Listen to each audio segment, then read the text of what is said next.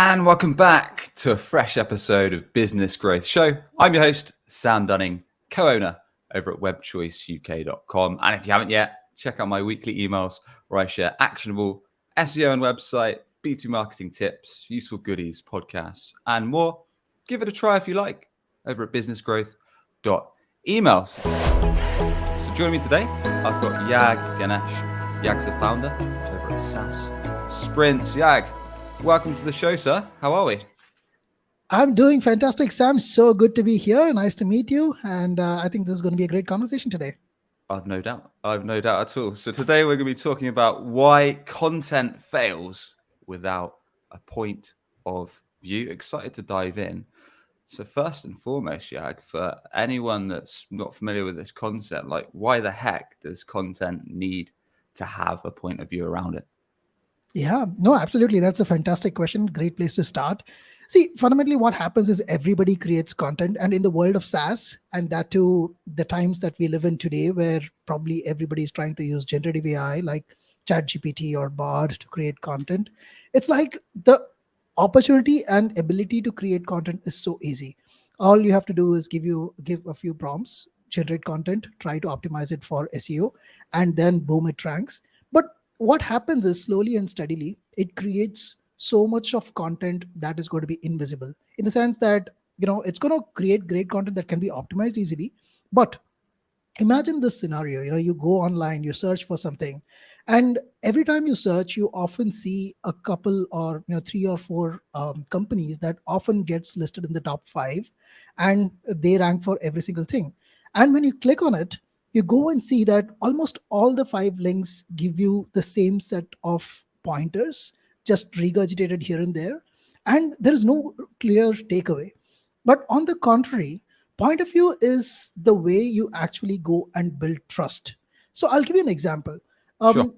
Before starting SaaS Sprints, I used to work for a company called Avoma, and one of my biggest reasons to join Avoma was that there was Gong, there was Chorus, there were all these conversation intelligence tools in the industry. But this was one company that was not telling a story that every other company that was trying to compete with Gong did. Everybody else was saying that we are a cheaper Gong. We offer 80% of the things that they do at 20% of the price, and that kind of a same story. But these guys went the opposite route, and they said, hey, we have a point of view towards how we're solving this problem.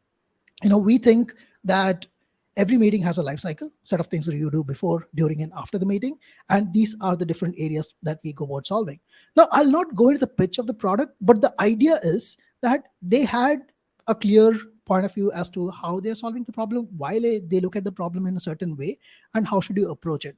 If there is nothing unique about you, how would you attract people? How would you build trust? People will build trust with you only because, certain people who believe in your viewpoints and think that, yes, that makes a lot of sense to me. Now show me how. Then you're having a conversation. Otherwise, it's like, okay, the same set of pointers that everybody is talking about. I can Google and get it anywhere. I can get it from HubSpot. I can get it from HBR.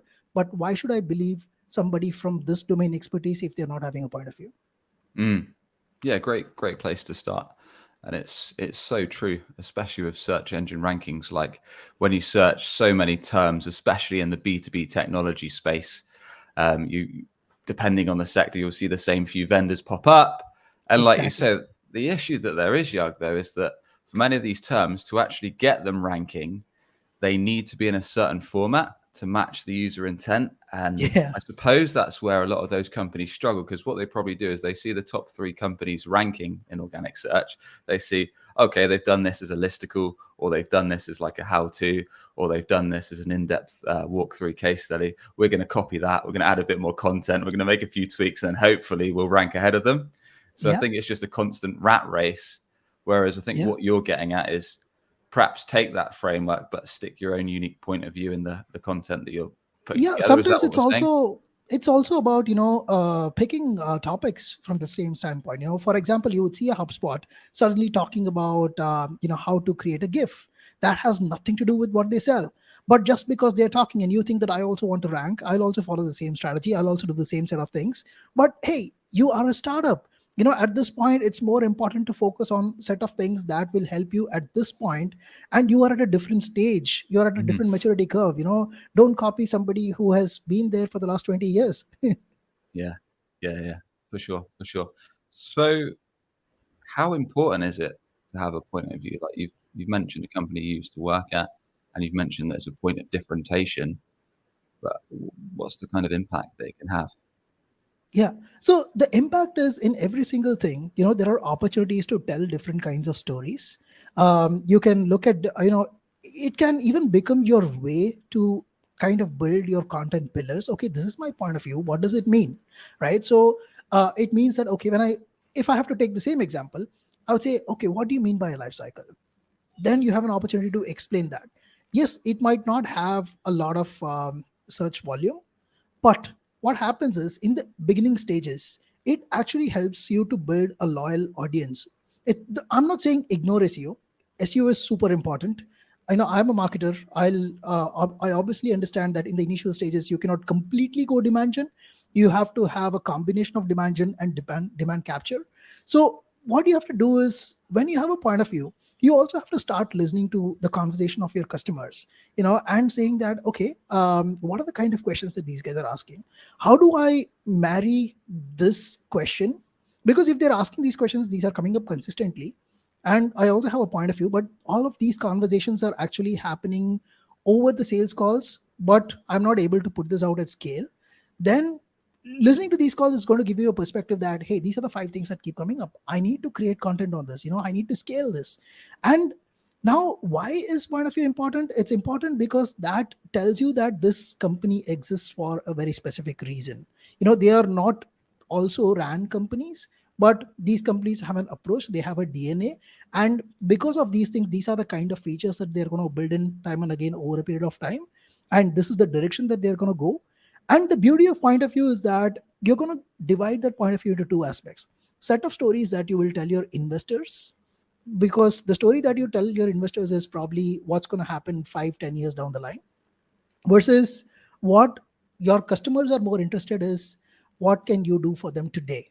Hmm. And these are two entire different things, and when you have a point of view, it's going to be somewhere in the middle, but you're going to direct that flavor into what should I tell my customers, and how does it relate to them right now, and how does this relate to investors right now, and what is the kind of belief system that I'm going to inculcate within the company, so that every single person who is creating content on social media or in a blog or through a podcast or on YouTube videos, that DNA kind of flows through. Otherwise, it's going to look like everybody's creating content, and it's going to look like multiple islands that are not connected to each other. Mm. Mm. Yeah, yeah. So you've mentioned some good points, like creating content around customer insights and listening into to what prospects are saying. You mentioned early stage companies. Yeah, So if you're up for it, yeah, I think what would be quite fun is if we recreate a little scenario. Let's say we are an early stage, let's say software company, yeah, yeah, and where we could do cool recording software, something like Avoma or Gong, or we can yeah, do any. yeah, yeah. I'm not bothered about the niche. What I Sure. want to get into is how soon, let's say we've got a early stage company, how soon do we need to think about building our point of view on our messaging, on our content, etc.? Is it something we need from day dot, from right at the start, or is it more important to try and get a few of those early stage customers, get some cash in the bank, get the revenue flowing, especially if we're bootstrapped as opposed to funded? Or is it something that's fundamental before we kind of do any of our marketing or selling efforts? Right. So I wouldn't say it's you have to have it from day one. It's not easy to get it from day one. So what's going to happen is when you're building your product, regardless of what your product is, as a founder, you're going to take a bet because you believe in a certain set of things and you want to do things in a certain way, and you are picking a lane because that's your belief system. So that can be a starting point which you can lay down to the organization. Most of the time, what happens is, this can be translated this way: when you hear a founder selling the product versus the first AE coming into the company and selling the product, you would see a drastic difference between the way these two sell. The first person tells a story wherein, because he or she has the awareness of where they come from, the mistakes that they've done in the past, the kind of customers that they've spoken to, what has not worked, and then they are going to come up with and say that, hey, I tried all these things didn't work, and this is what we learned, and that's the direction that we are going. So that when you come up with an obstacle, I can say that, yes, that's great, but why are you saying that? you know your point of view helps you in two things. One is, when you're making a feature request to me in a conversation like that, I'll be able to, rather than saying that, yes, let me take a note and get back to you in the next call after discussing with my engineering team, or rather dig one level deeper and say that, why are you saying that? Why do you need this? And once you understand that, then you say that, hey, you know what? Maybe that approach will not help you in the long term because of X, Y, and Z. And our product is developed in a certain manner because this is the vision and this is the long way to go. And this is probably our suggestion. So all those things are going to come from your point of view, and those point of view is going to be built and refined over a period of time. You start somewhere, and I would say every quarter or so, or every month or so, depending on the volume of customer conversations you're going to have, look back and see what resonates better, and Mm. say that, okay, this is where I started, this is what I believe in, and this is what is working. Between these two is where you're going to actually arrive at your point of view, and it's going to happen over iterations, and you cannot start from it. You have to take a pick, but then refine over a period of time. Yeah, yeah, yeah. And from your experience, is it typically like a strap line, like a website headline? Is it a massive document, or is it somewhere in between, or what does it actually look like in tangible terms? Right, right. So it's in most initial stage companies, you're not definitely not going to have it as a document, unless maybe that's why I would highly recommend that your first marketing hire, if somebody's smart enough, they'll start with a product marketing hire, because they are going to lay down the messaging and positioning and the story in a document. They're going to come up with a message house and saying that this is, and here's why I say that, because every single person explaining a feature are going to do it differently based on how they look Mm. at it.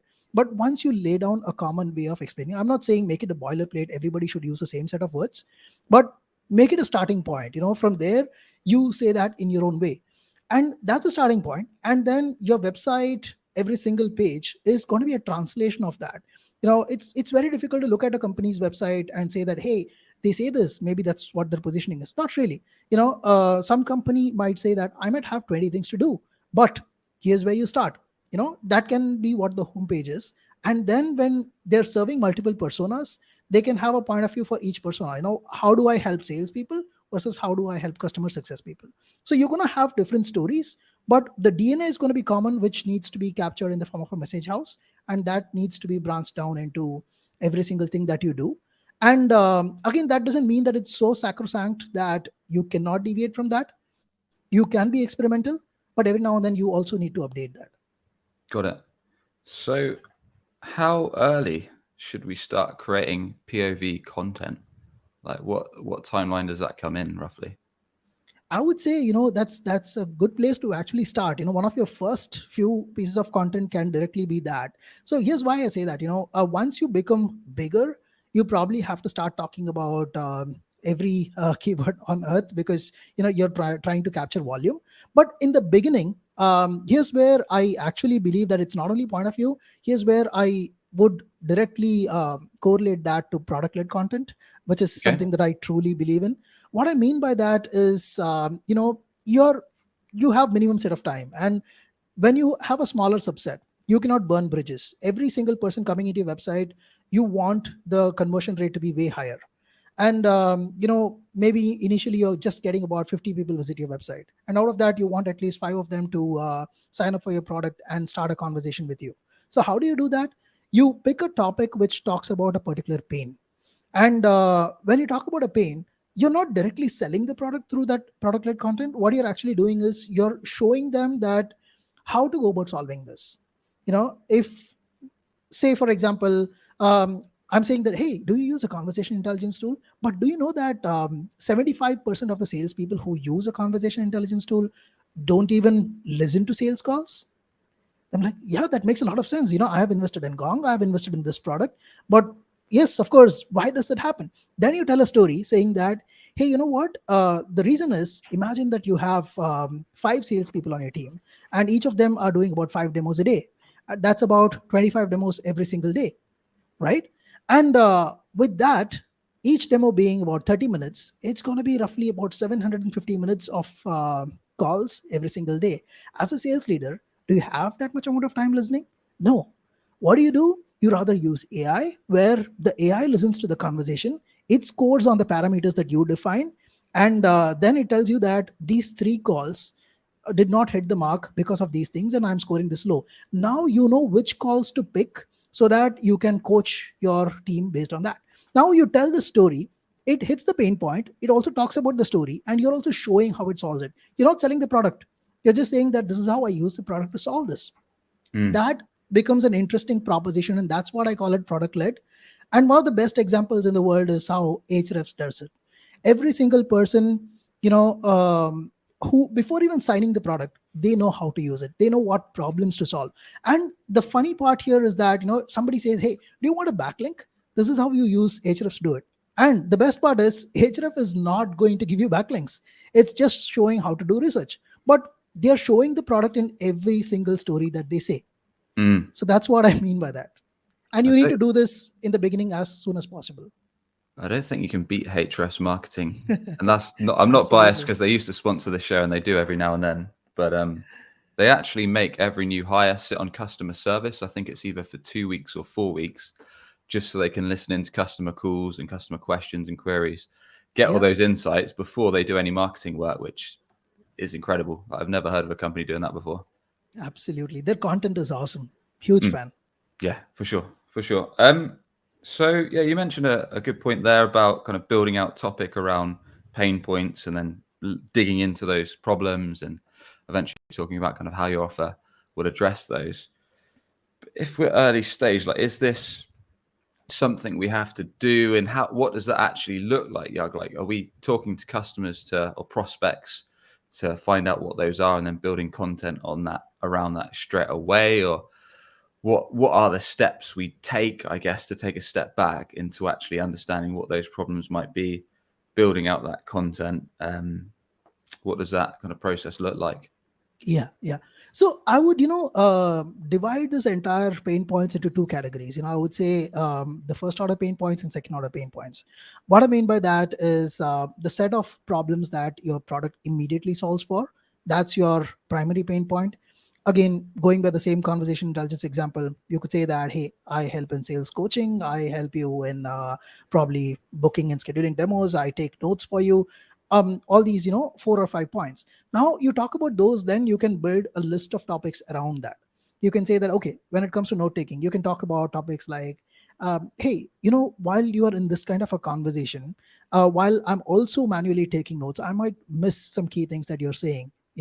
And the problem is, when it's an internal conversation, yes, I can, go tap the shoulder of a person and ask that, hey, you said something in the meeting, I missed it. But you cannot do that with an external customer, or you cannot do that with a prospect. So recording and having a tool that does all these note taking would be fantastic. So you can build topics like that. But what happens is 90% of the people stop at that. It's just about those first order pain points. Now, beyond a point, you're going to have you're going to stop getting pains that you want to address, right? So if your product is just solving 5 or 6 problems, or probably 2 or 3 problems, then you might at best come up with some 20 different titles. But what are you going to do after that, right? So that's where your adjacent problems or secondary pain points come into play, wherein you're going to say that, okay, what are the users of this tool also going through. So somebody addressing, say, a tool like Ahrefs, they can probably also talk about CRMs. They can also talk about emails. And then the idea is, because you are also going to understand that the set of people who are using your product also use these 3 or 4 other tools. So what are the pain points that they go through in that area? Maybe your product does not directly address it. It can be a bit tangential, but if it can connect to it.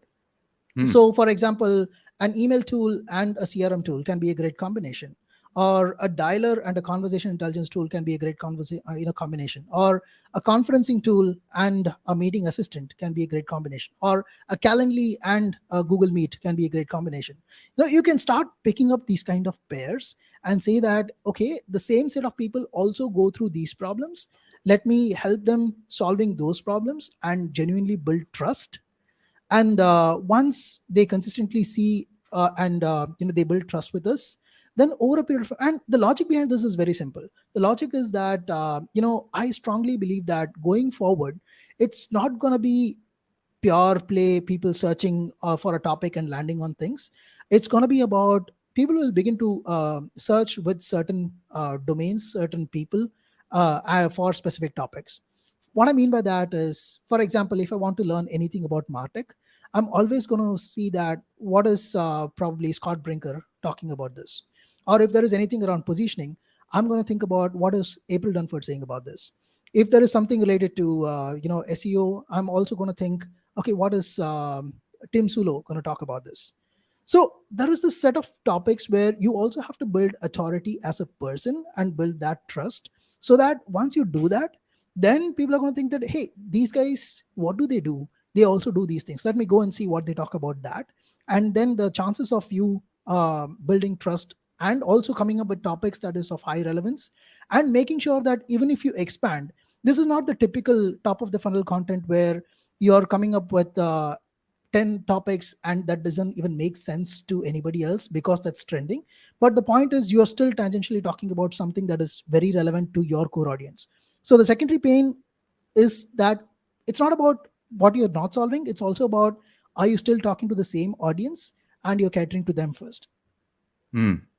You mentioned competitors there. I might have misunderstood this, but was that part in terms of alternatives searches? Because I know you mentioned, like, if you're doing a scheduling tool, it might be like, I don't know, Calendly v Chili Piper or something like that.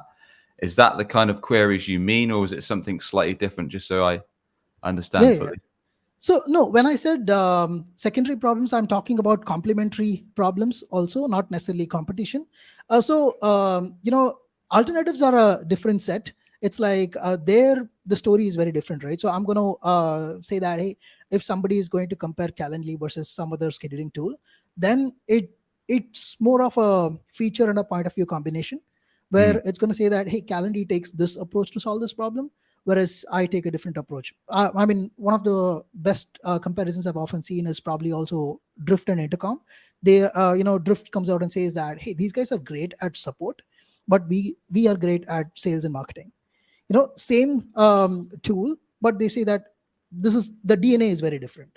So that's the different story. But I'm talking about, when I say secondary pain points, I'm talking about I cater to the same audience, but today I might be a conversation intelligence tool and I might not be building my own Zoom competitor. But I'm saying Hmm. that, hey, if you're using Zoom, maybe you might have often noticed that Zoom does not take notes for you. And the if you're attending 10 calls every single day back to back, you might miss so many things. Does it resonate with you? Yes. So this is how you go about solving it. There is a connection to your product, but it's not direct. But you're helping not the set of people who are comparing you against Gong, but you're actually talking to some other audience, because somebody who uses your product will obviously be using a conferencing tool for sure. So you're just addressing that audience. And are we building this content in the hope that it will rank for when people search for the problem, or will it be for a relevant keyword, or will it be for a mix of both? Or what's the kind of strategic play here? Yeah. Is it a Yeah. capture demand process on Google Organic Search, or a bit different? Yeah. So it's, to me, it's going to be a combination of both. Maybe I can give you an example. It so happened a few months back that once heard my AE on a call where she was being asked this question that, hey, I see this thing called filler words in your product, and I know what filler words are, and I know that this is showing me the set of filler words that I might be using in every single call. But does it how does that help me? Does it mean that the number of filler words that I use may have an impact on me closing the deal? And when I heard that, I was like, wow, that makes a lot of sense. That's a great question. Why don't we have content around that? And when I started developing content around that, I was like, okay, this is a great question. And when I went back, I researched and I got 3 points. I said that, when I reviewed all the calls that we had, we got three factors. One was that, hey, just because you use a filler word, it doesn't mean that you're going to make or break a deal. Number two, if you're using 75% filler words for every 100 words you speak, you're going to come across as you're not prepared. You're probably a bit tensed, nervous, and you're not sure of what you're saying. Number three, if you're 100% clean, it's going to come across as too plastic, too rehearsed, and it's not very original as well. So once we saw these three things, then I was like, wow, we have the answer. But how are people going to find this? Then I went to Ahrefs and I found that the search volume for the word filler words was about 6,000 per month. I was like, wow, we have a great combination here. You have to make these two work together so that people who are searching for that keyword with the combination of whatever pain, then we are going to cater to the intent plus volume so that magic happens there. What are your thoughts on building out those kind of pain point plus keyword when on tools like Ahrefs or SEMrush, they show zero search volume, but you're getting a lot of prospects raise that objection or that query. So in your head, there's demand for it because people are asking this question or raising this issue all the time. But when you look on the tools, it shows up as 0 or maybe 10 searches a month. No, it has happened to me all the time. I'm smiling because I've faced this situation n number of times, and I've always gone with the thing that if I'm sure that this is a question that's continuously coming up on sales, and let's go ahead, let's not worry about the volume. And many a times, it has happened that that particular topic has always resulted in 30K 40K deals every single month over a period of time. So it works. So ultimately, here's my interesting point of view towards that. It's that many a time, if you go behind search volume, it's great, it might rank, it might bring in a lot of traffic, but will it convert? You can never be sure. So always prioritize the pain points and always prioritize the angles that are more relevant to your product. In fact, I even would say that go with the prioritization matrix, wherein if your topic does not have scope for mentioning your product or your point of view, don't prioritize those topics. That's nice. In terms of getting the content that you build to rank, Yag, do you have a process for doing so? Yeah. You mean the how to build the topics? Yeah. So say, for example, we can go with what you just mentioned there, like filler words. Like you can share with us what the full keyword was in a sec. And then when we're building out that page, because like you say, quite often, and it might not be the case for this because this might be a low search volume keyword. Yeah. More competitive terms. Like you say, you might search it on Google. The top 3 organic results are much of a muchness, very similar in terms of the content, the framework that they build.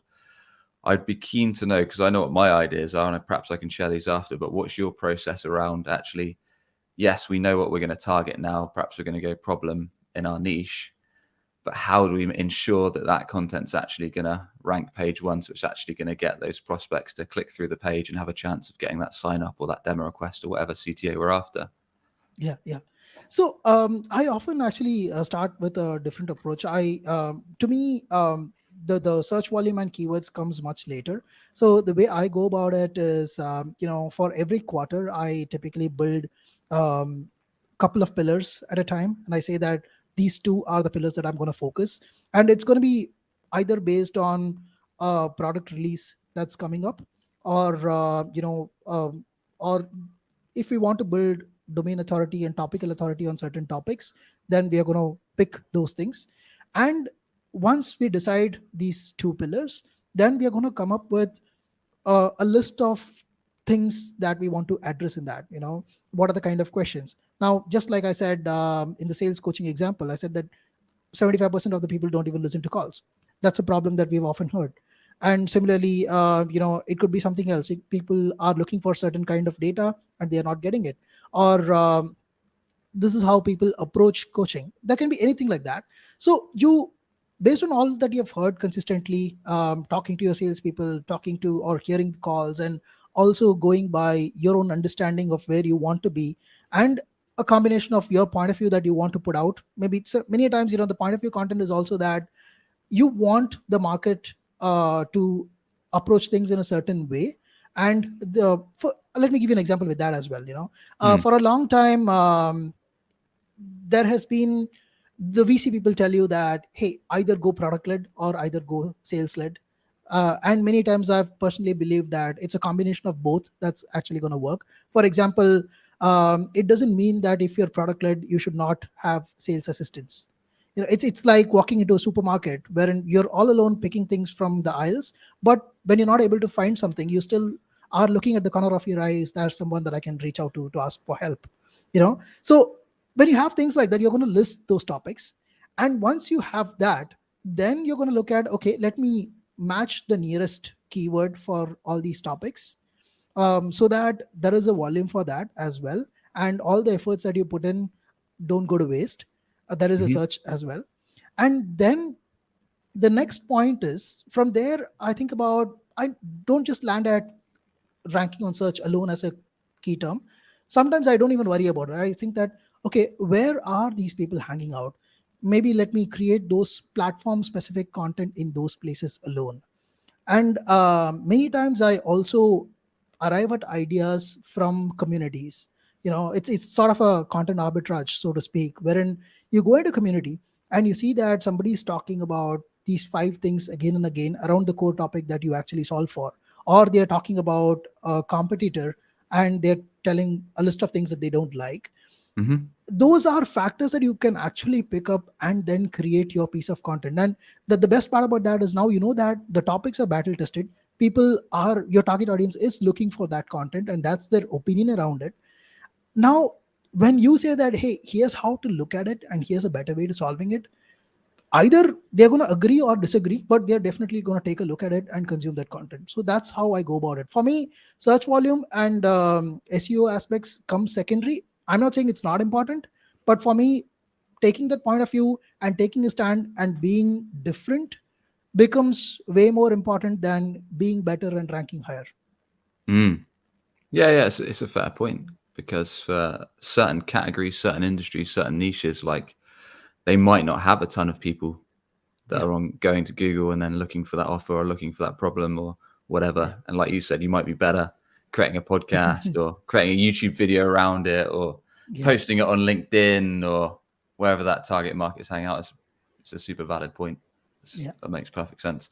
Um, any unusual cases, Yag, or anything a bit different to the normal kind of taking problems from sales calls? You mentioned community there, or taking kind of common questions or queries that the sales team get.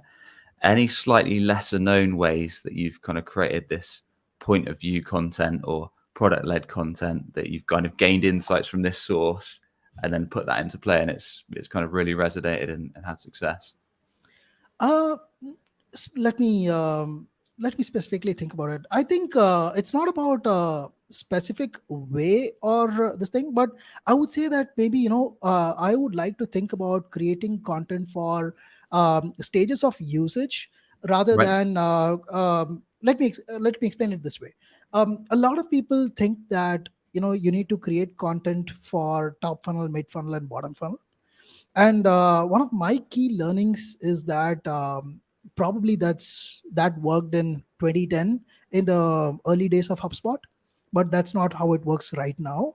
I would rather, when I consume a piece of content, and if I find something really interesting and I think that, okay, this exactly solves my problem, I'm immediately gonna go and sign up for the product, or at least take a trial, or maybe talk to the team and see where it is. And here's the beauty of it, right? So one of the interesting conversations that I've been having in certain communities, and the insight that I've derived, is that a lot of times we tend to lead with ROI kind of content. We talk about, hey, to do this, to achieve this, to do this, you do this, or drive revenue with this. And my point is, if everybody starts doing that, every single piece of content, or across all websites, across all SaaS, is going to look the same. Unfortunately, in the last 6 months, with the kind of layoffs and all the things that were going on in the market, pretty much every company started to come up with the same kind of messaging, where you can save money by doing this, you can consolidate by doing this. But the Mm. problem is, what people don't realize is, the people who are buying your product are not the people who are giving you the budget. Maybe the CFO or the CRO is giving in the budget, but somebody else is actually using the product. And here's the thing, right? So if I buy a toy for my kid and my kid says it sucks, I'm going to go and return it, right? So I'm the buyer, but the user is my kid and he has to like the product, right? So that's the same logic that goes on here as well. And you need to understand how people are looking at it, what's important there.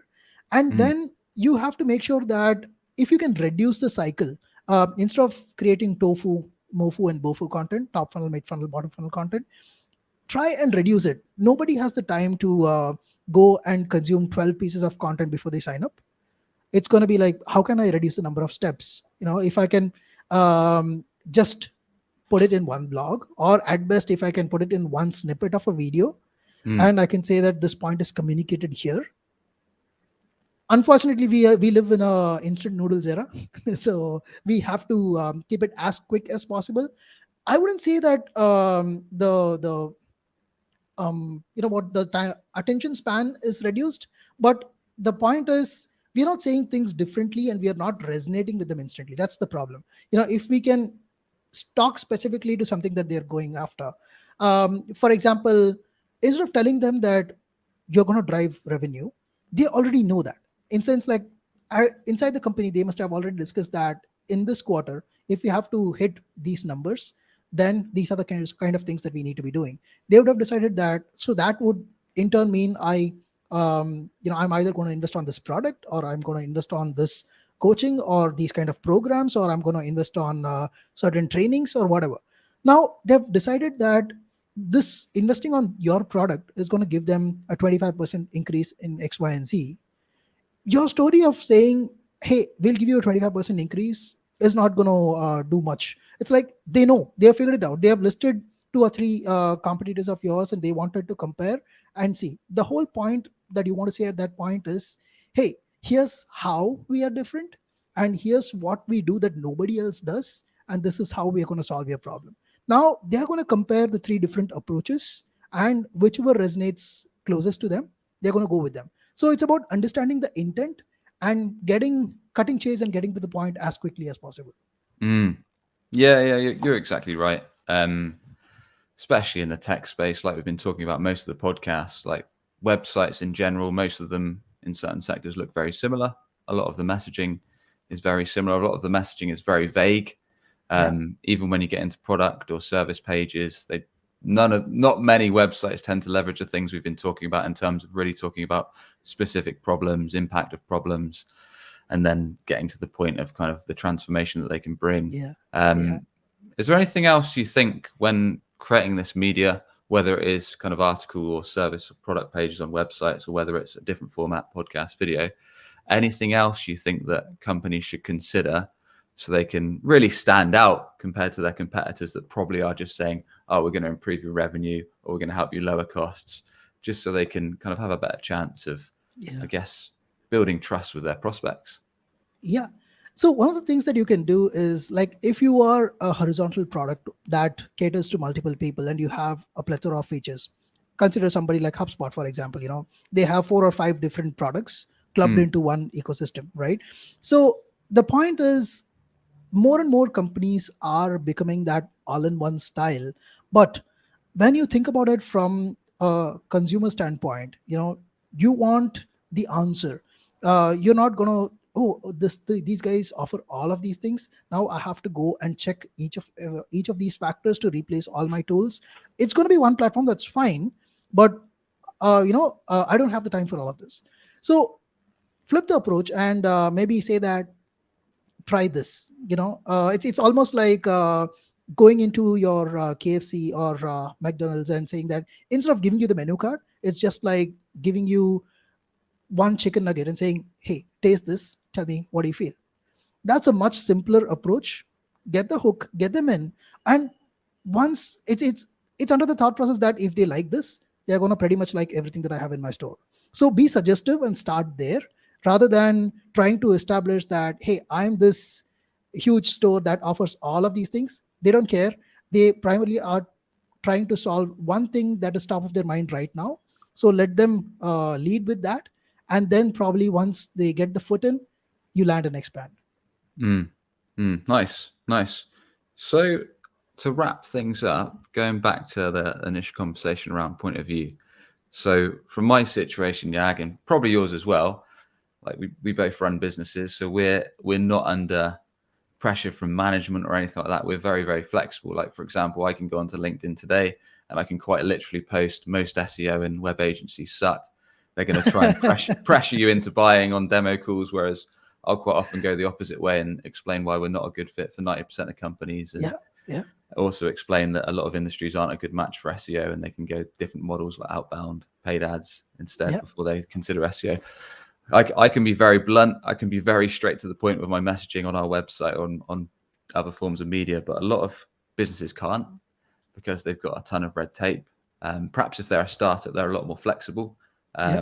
Whereas if they're bigger organizations, they're going to have to go through a lot of paperwork, management, etc. So I guess what I'm asking at is, should you try and go super different to your competitors with your point of view? Yes or no? And if you do, is that a good thing? Or from your experience, what you've seen, and feel free to share any examples, could it harm you, or is it generally a good thing to stand out? Right. So I would definitely say that it's better to stand out and attract the right kind of audience rather than trying to be like everyone else. Yes, it's not going to be easy. And especially in the initial stages of an organization, when you're working with a founder who's passionately built a product, it's going to be very difficult to convince, because what you're trying to do is you're trying to entirely shrink their huge vision into a one line. And you're going to often see them shrink in their seat. And it has happened quite a lot. But the reality is that it's not about what I want to say. It's about how much I want to resonate with somebody else. In fact, you're right. When as an individual organization, you can do anything that you want. In fact, on SaaS Prince website, I have said that we create content for B2B SaaS that have a point of view, which pretty much means that if you don't have a point of view, I'll not work with you. So that's a whole different thing. But when you work with an organization, it's also about using that as an opportunity to put out your approach and saying that this is how we look at things. When there are over a period of time, every single product category is going to get commoditized. And at that point, it's all about the people who have the same approach as yours are going to come to you. Today, if you look at it, when you're going and buying a shoe, you're going to think about it's. You're not going to compare features. You're just, if you like Reebok, you're going to go with that. If you like Nike, you're going to go with that. Or if you like Puma, you're going to go with that. Simple Mm, as that. So at that, when it comes to that level over a period of time, there is no feature comparison. Same thing in tech, right? So when somebody is investing on Microsoft versus Google, they're not comparing feature to feature. At that point, they're saying that I like Microsoft or I like Google. As simple as that. But and all of those things comes because everybody has established a certain kind of DNA over a period of time, and then that DNA is what helps. And in the beginning stages, the smaller your product, the more easier it's for you to tell a unique story. As you get bigger and bigger, you have to handpick and say that this is my door opener versus this is what I offer once they come in. So it's going to be changes in approach, but I still will 100% stand by the fact that you have to have a point of view, and mm, that's where you should go with. completely agree. Completely agree. I'll share a quick story. So it's like creating content on LinkedIn, right? Like now you can literally use ChatGPT or anything like that and just post an AI post, but the chances are you can give AI a few prompts on what you want to talk about, but the post is going Yeah. to flop or get like 2 likes, and one of those will be the company dog and one will be the MD. Um, Yes. whereas the people that actually do well on LinkedIn, and by what do well, I mean actually get engagement and leads from their target market, are quite literally doing what we've talked about in this episode. So giving their own unique insights, giving their contrary takes, or making their predictions, or using their own stories or their own conversations to influence kind of what they talk about and their 2 cents on their industry, their niche. For example, all the people that I've bought from personally and on LinkedIn has been because I follow their content for some time. It wasn't them literally just saying like, this is the problem we solve and this is our service. It was them sharing their own stories, their own point of view, their own ideas, their own opinions on certain tactics, what they thought was flawed in the market. And when you see that kind of daily or weekly, it slowly builds trust with you, and you kind of think, Yeah. I agree with their point of view. I actually kind of agree with it's going to repel some people, which is good because they might not be the best people to work with. But likewise, it's going to attract the people that will resonate with your messaging and will kind of think this person's got something interesting to say. Refund Labs is a great example, right? So everybody has seen Yeah. Chris Walker talk I again didn't and want to again say about Chris Walker.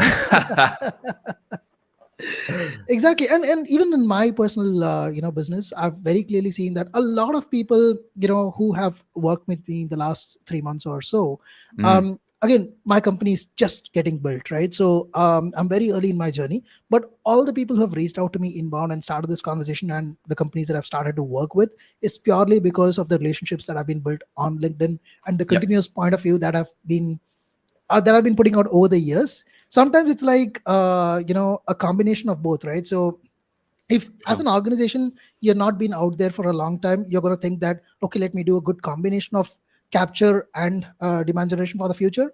But when you're an individual and you've already invested, you're going to see that, okay, can I capitalize on this? So it's going to be a combination always. Agreed. Good way to end. Yag, thanks very much for the conversation, sir. Appreciate the chat. Please do tell us more about how everyone tuning in can learn from you, connect with you, and a bit more about your company and your website. Absolutely. Thank you so much, first of all, Sam. I absolutely enjoyed this conversation with you. So much fun. And for all the listeners over there, you can connect with me on LinkedIn. Just type YAAG and you will find me there. My full name is Yaagneshwaran Ganesh. And my company's name is SaaS Sprints. It's SaaS hyphen sprints.com. So we do content for B2B SaaS companies that have a point of view, and I help them create written content as well as produce podcasts. So anything in the realm of B2B content, reach out to me and I'll be happy to talk to. Legend. Thanks once again for the chat, Yag. Thank you so much. No worries. And as always, if you enjoyed today's episode, a quick rating or review on your podcast channel is appreciated. Or if you're on YouTube, a subscribe goes a long way. And with that, we'll catch you on the next one. All of Yag's links will be on the show notes at businessgrowth.marketing. And we'll catch you on the next one. Cheers for tuning in.